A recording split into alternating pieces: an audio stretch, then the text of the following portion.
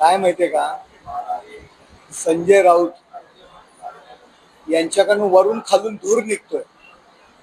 हे जळणारं लाकूड आहे. हे एकनाथ शिंदे आणि सर्व मंडळी जळतंय.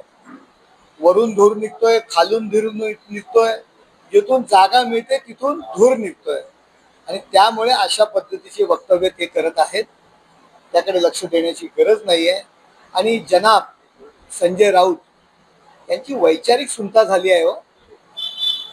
अहो, ज्या नेहरू गांधी घराण्याने छत्रपती शिवाजी महाराजांचा नेहमी अपमान केला, नेहमी त्यांच्या विचारांना विरोध केला, त्या नेहरू गांधी घराण्याशी यांनी हात मिळवणी केलेली आहे.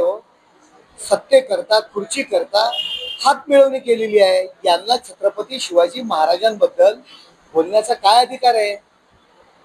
माझा शिवाजी राजा अशा पद्धतीने आपण बोलतो. माझी आई अशा पद्धतीने आपण बोलतो म्हणजे आईचा आणि शिवाजी महाराजांचा अपमान होतो का? आपण जवळच्या माणसाशी, जवळचं नातं ज्याच्याशी असतं त्या माणसाशी अशा पद्धतीने बोलतो. आणि आज औरंगजेबांबद्दल त्यांची समाधी म्हणाली म्हणून त्यांना राग आलाय. अहो, संसदेमध्ये जेव्हा औरंगजेबाची कबर उघडून टाका, ASIचं संरक्षण काढून टाका, अशा पद्धतीची जेव्हा मी वक्तव्य केली तेव्हा ह्याच औरंगजेबावर यांचं प्रेम यांनी व्यक्त केलं होतं ना.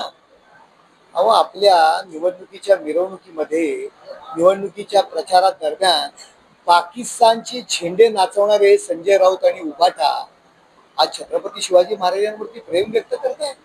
हा अधिकार तुम्ही केव्हाच गमावलेला आहे. तहूर राणाला भारतात आणल्यानंतर तुम्ही नरेंद्र मोदी साहेबांवर टीका करताय. अरे, कुठे गेली तुमची अक्कल? गाढवाला तरी अक्कल आहे, परंतु गाढवापेक्षा जे काही अत्यंत हीन प्रकारे जो कुठला प्राणी आपण त्याला संबोधतो ना, ही परिस्थिती तुमच्यावर आलेली आहे. आणि हे जळणारं लाकूड आहे. किती जळणार जनाब संजय राऊत?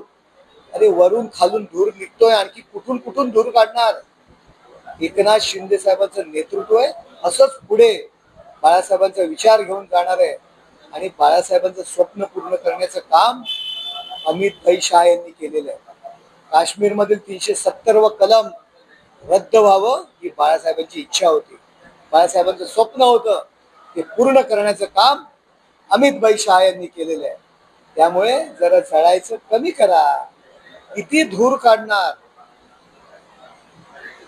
निधी वाटपावर खून खराब होऊ शकतो, भांडणं होऊ शकतात आणि कुठल्या प्रकारचा हालबेल नाहीये महायुतीमध्ये.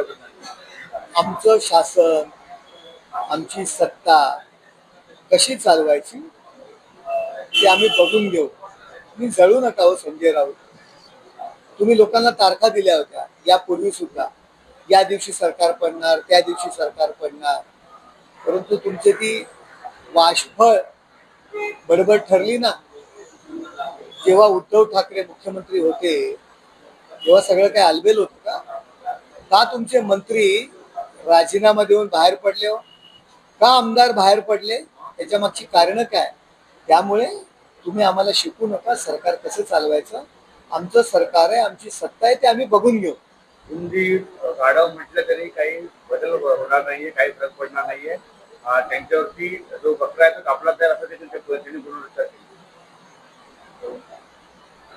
गाढवाला गुळाची चव काय ही म्हण आहे. गाढवाला किती काही